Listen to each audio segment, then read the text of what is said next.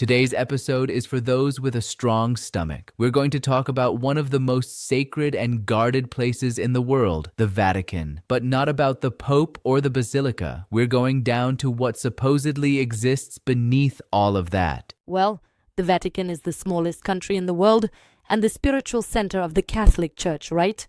We know there are things down there, like historical archives and tombs. Exactly, but that's what they show. Officially, there's the necropolis of the popes and the cemetery of the first Christians beneath St. Peter's Basilica. You know that story from the Illuminati, Angels and Demons book by Dan Brown? Yeah, about the mysteries of the church. So, there are real burial tubes there, the ones Dan Brown called snake holes, where early Christians would pour honey and milk in resurrection rituals. That's a historical fact. But conspiracy theories claim there are much deeper layers, cold, damp places lit only by ancient lamps, where tourists never enter and which even the Pope won't talk about publicly.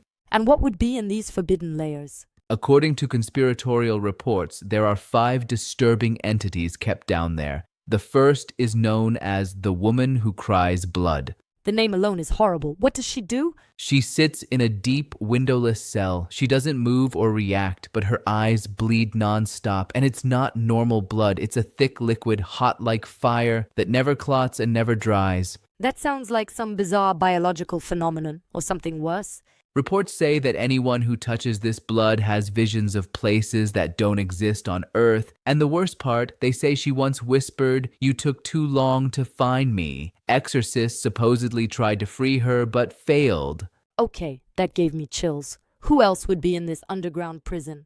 There's a case called the Priest of Flesh. He was an ordinary priest who studied ancient rituals until he found something that changed his body. They say his skin melts and reforms like hot wax while his bones crack and reset. And he's still alive? He doesn't eat or sleep. He murmurs liturgies in unknown languages, and his eyes are completely white. The Vatican supposedly believes he became a gate, a vessel for a greater entity to cross into our world. That's why he's chained with multiple layers of spiritual containment. This sounds like a horror movie, but is there any entity that tries to communicate or escape? There's one called the Deformed Youth. He's described as a teenage boy with grayish, cold skin that looks like decaying flesh. Wow.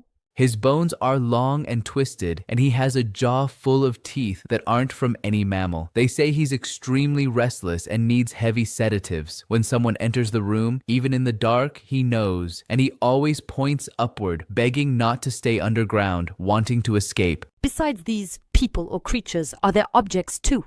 These places usually have vaults, right? Yes, there are the forbidden artifacts. There's a ritual mask that makes anyone who looks at it hear voices inside their mind. And there's the Book of Skins, a grimoire made of human skin sewn with silver threads that, they say, opens itself when near spiritually weak people. And a statue too, right? Yes, a small statue that continuously bleeds real blood. All of these are kept in special vaults surrounded by containment rituals. Alex, the million-dollar question, does the Vatican confirm a single word of this? Obviously not. Authorities say all of this is nothing more than old legends, distortions, and popular imagination. But the reports keep surfacing from inside those silent corridors, suggesting that maybe there are things underground the world is not prepared to know. Yeah, myth or truth, I prefer to stay here on the surface. Absolutely. And if you ever see someone in a cloak in the catacombs who doesn't appear in the mirror, run.